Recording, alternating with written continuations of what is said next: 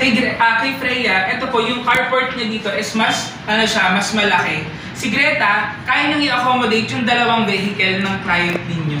So unlike dito kay Freya, na ito po ay kaya lang maka-accommodate ng isang sasakyan. Pero si Greta, kaya niya magkaroon ng dalawang kotse dito or parking para sa mga, halimbawa, yung client niyo maraming sasakyan, ganyan. So pwedeng po siya dyan. So ang Grande series natin, automatic na yan, matic na po yan na merong carport and balcony.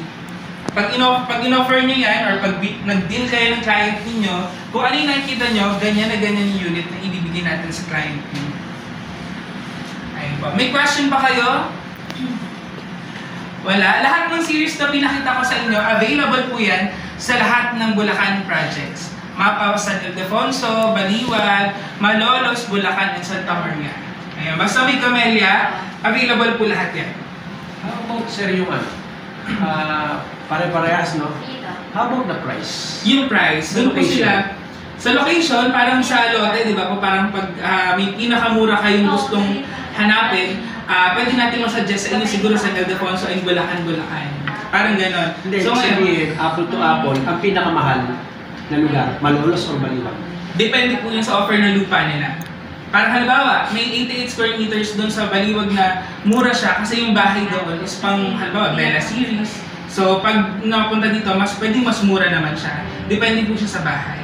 Wala siya sa area yung price, wala naman po siya doon. Yung lote yung pinag-uusapan kung saan papasok yung mas mahal na price. The same size ng lote? Hindi po, sa package pa din po tayo. Sa package? Hindi po siya dahil sa area lang.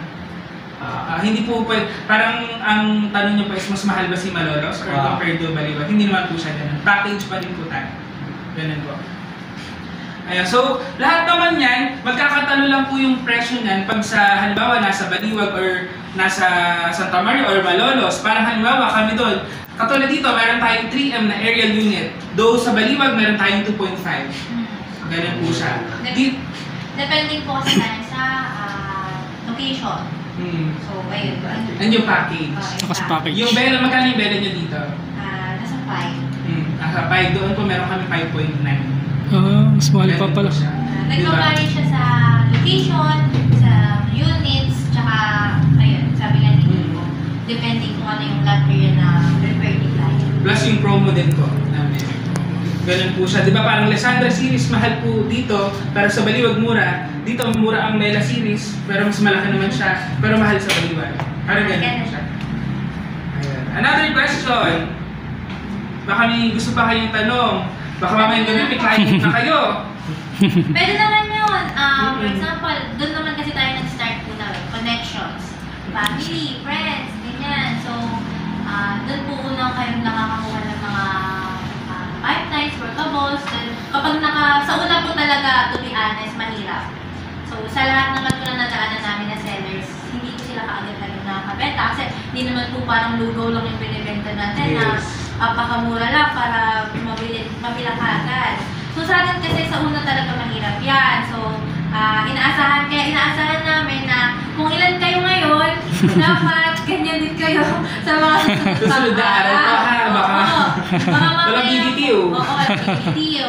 Ayun po. So, naman po. So, ang fulfilling naman po kasi kapag nakabenta ka na, kahit sobrang tagal mong hindi makabenta, then nakabenta ka, din ang fulfilling na kasi sa isang benta mo pa, hindi makakuha ka ng almost 150,000 incentives, and then iba pa yung commissions, iba pa yung adcom, iba pa yung promo binibigay ng marketing, iba pa yung incentives na binibigay ng marketing. So, plus your commission. Yes. Aside from that, parang let's say sa condominium, kahit 1 bedroom or 2 bedrooms yung mabenta niyo po doon, meron tayong in-offer doon 100,000 to 150 on the top of your commission. Plus, meron pa bang adcom? Adcom. So, with adcom pa. Yeah. So, yung adcom kasi natin, yun yung after the reservation. Yun kagad advance commission, which is yun yung una nyo makukuha after the reservation. So, makapag-reserve si client, ma-set up ni marketing, ma-post ni accounting, okay na, pwede nang ma-release yung adcom nyo. And then, meron tayo kasi mga release for the commissions and the incentives. So, pag tuloy-tuloy, good accounts yung client nyo, nakapagbayad lahat, ma-receive yun ng 100% yung incentives and yung commissions. Doon po yun. Ang kainaman dito sa Camellia po or sa Vestalan, mabilis yung proseso ng pagbigay namin ng mga, let's say, commission ninyo, Check, yes. mga incentives, and AdCom. Di ba, imagine tatlo agad yung makukuha niya. Meron pa tayong mga promo for marketing. May mga promo pa kayo, depende sa mga sales manager nyo, sa mga managing director, plus the marketing head. Di ba? Imagine yung mga pwede nyo po makuha. For horizontal project, pwede kayong kumuha. Incentives pa lang po ha. Kahit one close na unit mo, pwede kayong umabot ng 200 to 250,000. Isang unit lang po yun. Basta ma-close nyo, meron pa kayo doong AdCom or yung advance commission. After po nun, incentives. Pag after na incentives, yung commission nyo.